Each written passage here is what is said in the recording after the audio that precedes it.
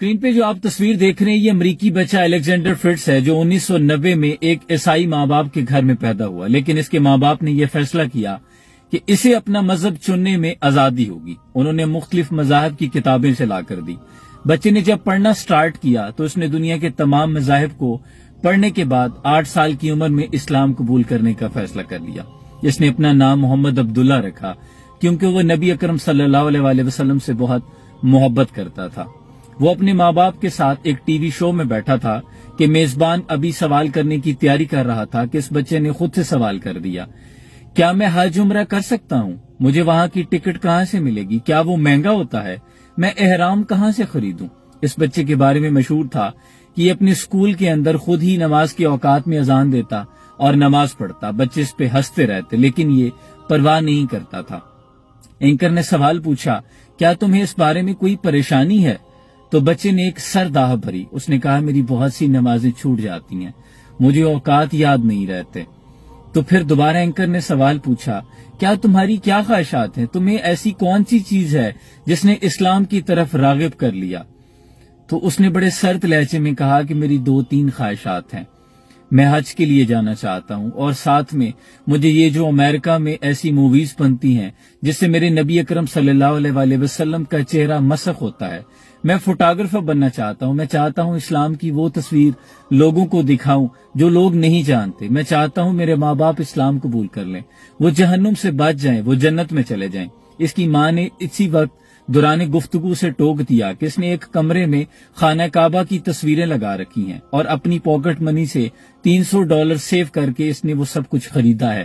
اس واقعے کے بتانے کا مقصد یہ ہے کہ اتنی چھوٹی سی عمر میں ایک بچے کا ایمان چٹان کی طرح مضبوط ہو سکتا ہے جو عیسائیوں کے گھر میں پیدا ہو رہا ہے اور امریکہ میں پیدا ہو رہا ہے، لیکن ہمارے بچے مسلمانوں کے گھروں میں پیدا ہوئے، لیکن ہمارے ایمان کا معیار کیا ہے؟ ہمارے بچوں کی پرائورٹیز کیا ہیں؟ ہماری خود کی پرائورٹیز کیا ہیں؟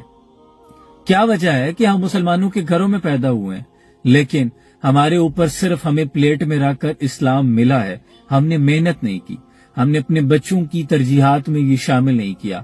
آپ اپنی فیملی میں، اپنے اہل محلہ میں بچوں کو کھڑا کر لیں، ان سے پوچھیں آپ کے آئیڈیل کیا ہیں، آپ پوچھیں وہ کیا بننا چاہتے ہیں۔ میں اکثر اپنی فیملی میں یہ ایکسپیرینس کرتا ہوں، آبزرو کریں، ان میں سے کسی کا آئیڈیل بیٹ مین ہے، کوئی سپر مین بننا چاہتا ہے، کوئی میسی بننا چاہتا ہے، کوئی عاطف اسلم بننا چاہتا ہے، ان میں سے کوئی نہیں ہے جو حضرت ابوبکر صدیق بننا چاہتا ہے، کوئی نہیں ہے جو حضرت علی کرم اللہ وجہ الکریم بننا چاہتا ہے، جو عمر بننا چاہتا ہو، عثمان بننا چاہتا ہو، ابو عبیدہ بن جراح بننا چاہتا ہو، خالد ابن ولید بننا چاہتا ہو، کوئی نہیں ہے جو حضرت طلحہ بننا چاہتا ہو، کوئی کہے میں امیر حمزہ بننا چاہتا ہوں۔ نہیں، کیوں؟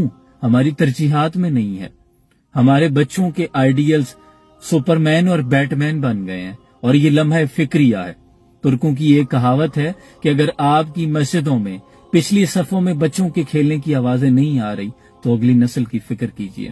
اقبال کہتے ہیں، اغیار یہی چاہتا تھا کہ مست رکھو انہیں ذکر و فکر و صبح گاہی میں، پختہ تر کر دو انہیں مزاج خانقاہی میں، اور بہتر ہے کہ ان شیروں کو سکھا دے رمے آہو، باقی نہ رہے شیر کی شیری کا فسانہ۔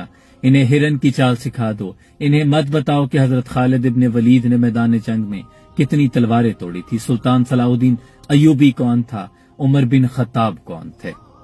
خدا کے لیے اپنے بچوں کی، ان کے ایمان کی فکر کیجیے۔ دنیا کی تمام جانیں اکٹھی کر لی جائیں تو جانوں سے زیادہ قیمتی ایمان ہوتا ہے۔ قرآن پڑھ کے دیکھ لیں، کافر قیامت کے دن یہ حسرت کریں گے کہ کاش ہم ایمان لے آتے۔ ایمان کتنا ضروری ہے، کتنا قیمتی ہے، ہم نے آج اپنے بچوں کو بتانا ہے۔ اس میٹیریلسٹک دور میں انہیں ایمان کی روشنی سے